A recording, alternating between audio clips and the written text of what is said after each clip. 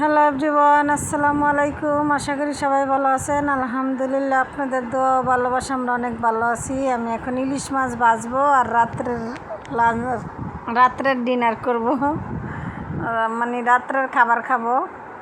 কিছুটা ভাত আছিল ফ্রিজে, ওই ভাতটাও বাইজা নিছি লাস্টে দিয়ে। আর ভাতটা বাইরে নিছি যে ওইটার দেখানো হয় না, লাস্টে দিয়ে মনে হয়েছে যে আমি তো ভিডিওই করিনি।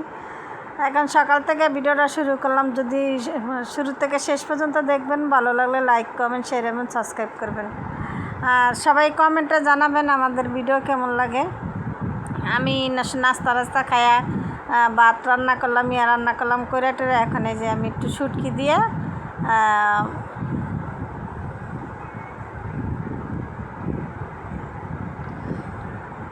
এখানে কালকে রান্না করছিলাম শেরফুটি মাছ, আগে বাজি করছি, ভেন্ডি বাজি করছি, ভাত রান্না করছি আর কচুর মুখি দিয়ে রান্না করছি। এটা হচ্ছে কালকের ভিডিও। এখানে আমি ওই রান্নাঘর থেকে এই ভিডিওটা শুরু করলাম। আমি সবসময় রান্নাঘর থেকে বা আমার রুম থেকে ভিডিও শুরু করি। আমার তো মোবাইলে ক্যামেরা ধরার মানুষ নাই। আমার নিজের ভিডিও আমার নিজেরই একাই করা লাগে। সেই জন্য আমি এক সময় এক জায়গা থেকে আমি ভিডিওটা শুরু করি। আর আমার আশা করি সবার কাছে আমার ভিডিওটি ভালো লাগবে আপনাদের কাছে। আর সবাই কমেন্টে জানাবেন আমার ভিডিও কেমন লাগে আপনাদের কাছে। এখন এই যে করল্লাটা আমি রান্না করব। করল্লাটা আলু দিয়ে এই যে মাছ দিয়ে টাটকিনি মাছ দিয়ে ঝোল করব। কয়েকটা টাটকিনি মাছ ছিল, তো আম্মা বলতেছে যে ভিজাই রাখো। আমি বলতেছি কোনো মাছ মুছি খামো না। ওরা দিয়ে ফ্রিজের থেকে বাই করে সে বুঝে রাখছে। এখন কি আর না রান্না করে পারি? শাশুড়ি বললে হয়েছে কথা। আর না রান্না না করলে কবে কি ছেলের বউ আমি খাইতে চাইছি এই জন্য রান্না করেনি। আর নিজেরা খাইতে মন চালে ঠিকই রান্না করতো। সেই জন্য কিছু না বললে পরে মাছটা শরীর ভালো না দেখে রান্না করতে চাইনি। তারপরেও গেছি রান্না করতে, রান্নাটা করতেছি। কচুর মুখির টক হয়ে গেছে, ভাত হয়ে গেছে, এই ভেন্ডি ভাজিও হয়ে গেছে, মাছ ভাজাও শেষ। এখন আজকে এই আলুটা আগে দিয়ে কষাই নিতেছি। কষানো হইলে আমি করল্লাটা দিব। মানে আলুটা সিদ্ধ হয়ে গেলে করল্লাটা দিলে করল্লাটা তিতা কম লাগে। তাছাড়া আমি রান্না করলে তিতা লাগে না। আমার কাছে করল্লা তরকারি তিতা লাগে না। ঝোল আমাদের বাসা ঝোল আর ভাজি বেশি খাওয়া হয় করল্লার। আমি আর আম্মা খাই ঝোলটা, আর ভাজিটা সবাই খায়। ভাজিটা আমার ছেলেও খায়। আর আমার ছেলে এই ছোটো মাছটা অনেক পছন্দ করে। কিন্তু জানেন এই মাছগুলি আমার আগে পছন্দ ছিল না। ডেকি স্বর্গে গেল বাড়া বান্ধে। এখানে যেই জায়গায় যাই কাজ করেই খেতে হয়। যেই জায়গায় যাই, বাপের বাড়ি হোক শ্বশুর বাড়ি হোক, যেইখানে যাই না কেন কাজ না করলে ভাত নাই। কিন্তু কাজ করা লাগে। মনে করছি আজকে শরীর ভালো না, যে কিছু করবো না, নাস্তা খাইয়া গোসল করে আসবো। এখন দেই না, শাশুড়ির সাথে থাকা যাবে না, যে এটা তো আর বসে থাকা যাইবে না। পরে কথা শুনাইবে, এইভাবে না শোনা কইভাবে শুনাইবে, ওইভাবে না শোনা কইভাবে, একভাবে কথা শুনাইবে। সেই জন্য ভাবলাম যে না, রান্নাটা কইরা গোসল মোসল করে আসি। এখন রান্না বান্না শেষ কইরা আমি গোসল করে আইসা এখানে বসলাম। দেখেন আমার মুখটা কেমন দেখা যায়। শরীরটা অনেক খারাপ, তারপর মুখের হাসিটা আমার কমে নেই। এটা হচ্ছে পরের দিন সকালবেলা।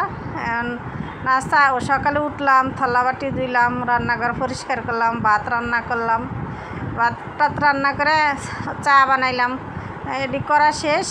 এখন দেখি আম্মা বলতেছে কী রান্না করবো, জিজ্ঞাসা করতেছি আম্মা কী রান্না করবো। আর বলতেছে ফ্রিজে কাচকি শুটকি আছে, আলু দিয়ে রান্না করে রেখে দাও। আর কি রান্না করব? এখন আর বাজারে না যাওয়ার মতো মানুষ নাই, বৃষ্টি হইতেছে বাহিরে। আবার একটু মাস শেষ তো সমস্যা চলতেছে। সেই জন্য আর কি বলতেছে যে যা আছে ঘরে তাই রান্না করো, বা ফ্রিজে কিছুটা মাছ আছে বাইর করে লাগলে বাইজে নাও। পরে থাকাম বলছি যে তাহলে রাত্রে এটা ভাজি আর এই আলু দিয়ে শুটকি দিয়ে রান্না করি, কাচকি শুটকি। এই তরকারিটা আমাদের কাছে অনেক মজা লাগে, সবাই খায়, সবাই পছন্দ করে। এই আলুর কাচকি শুটকি তরকারিটা সবাই পছন্দ করে। আর আমি কিন্তু আগে শুটকি টুটকি রান্না করতে জানতাম না। এখন এইখানে আইসা দেখতে সবাই বলে আমার হাতে শুটকি ভালো লাগে। সেই জন্য আমি শুটকিটা বসাই। এখন এই যে বসাই দিলাম আলু দিয়ে শুটকি। আমার এই যে মাখা ঝোল দিয়ে দিলাম, কষায় টষায় মাখা। আর এই যে পেয়ারাটা একজনে দিছে আমাদের ভাড়াটিয়া, একজনে দিছে না। আর আমসত্ত্বটা 5 তলা থেকে দিছে, আমসত্ত্বটা খাইলাম বসে বসে। আর মেয়ে এখানে পড়াশোনা করতেছে। আমাদের আবার মেয়ে পড়ার টেবিল নাই, আর টেবিল যেটা আছে ও সেন নিয়ে বসে না, পড়ার টেবিল নাই। দেখি একটা টেবিল কিনবো। এখন এই রাত্রে 8:30 বাজে। এখন আম্মা আয়সা বলতেছে, নিচে গেছে জালের বাসায়, এখন আয়সা বলতেছে রাত্রে খাইবা কি দিয়া? আর আমি কি দিয়ে খাইব? যা আছে তা দিয়ে খাইব। এখন যা আছে তা দিয়ে খাইব, মাছ কাইটা ভুনা কর। প্রথম কইছি আমি পারবো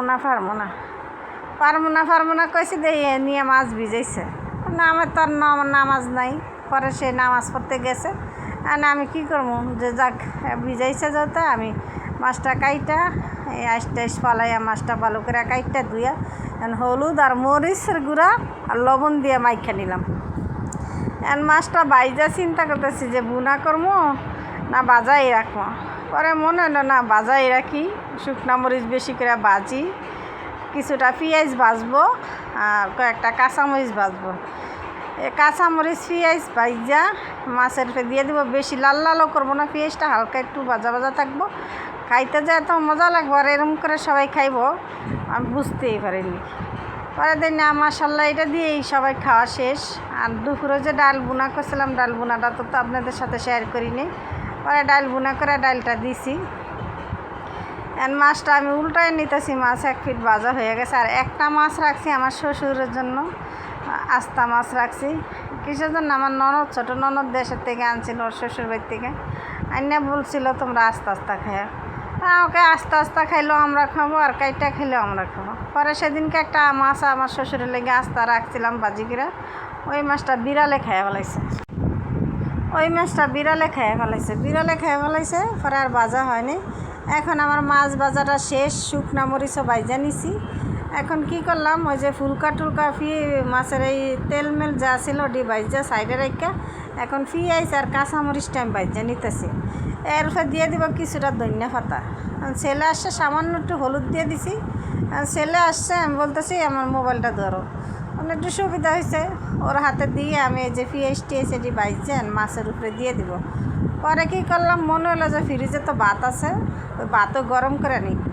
পরে এই কড়াইতে ভাত করলাম, ভাত ভাজা কইরা তারপর আমি অনেকটি থালা বাটি হয়েছে ওগুলি ধুমু, তারপরে রান্নাঘরটা পরিষ্কার করবো।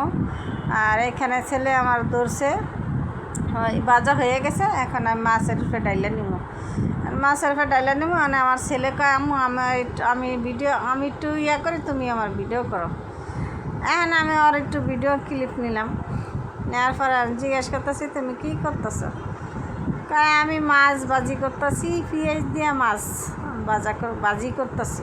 ও তাহলে করো। এখন কি করবো, পরে ফ্রিজের থেকে ভাতগুলি বাইকেরা এখন আমি মাছের উপরে ডাইলা নিব। ওরা বলতেছি তুমি সরো, আমি আমার কাজ করতে দাও। পরে এই যে মাছের উপরে পেঁয়াজটা ডাইলা নিলাম, মাছ বোনাটা করতেছি।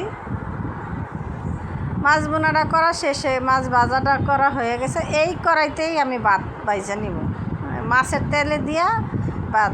মাছের তেল তো সব ডাইলা ফেলাইছি। পরে ভাবলাম যে না একটু চামচ দিয়ে তুলে দিই।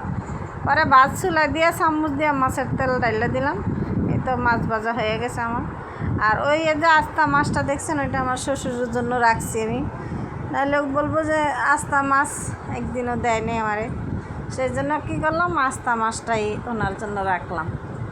পরে আমি মাছটা বাটটি ভাজতে দিয়ে আমি এখানে রান্নাঘর এই যে তেল মেল সিটা মিটা গেছে এগুলি সব পরিষ্কার করবো। কিছু থালা বাটি আছে ওগুলি পরে ধুইয়া সব গুছাইয়া তারপর আমি জিরামু, হাত মুখ ধুমু, পুজো করমু, তারপর খাইতে আসবো। পরে খাইতে আস্তে 10:30 বাজে। পরে খাওয়া দাওয়া করলাম। আর যদি আমাদের ভিডিওটা আপনাদের কাছে কেউর কাছে ভালো লাগে তাহলে লাইক, কমেন্ট, শেয়ার এবং সাবস্ক্রাইব করে আমাদের পাশে থাকবেন। সবাই ভালো থাকবেন, সুস্থ থাকবেন, আমাদের জন্য দোয়া করবেন। দেখা হবে নতুন একটা ভিডিওর সাথে। আসসালাম।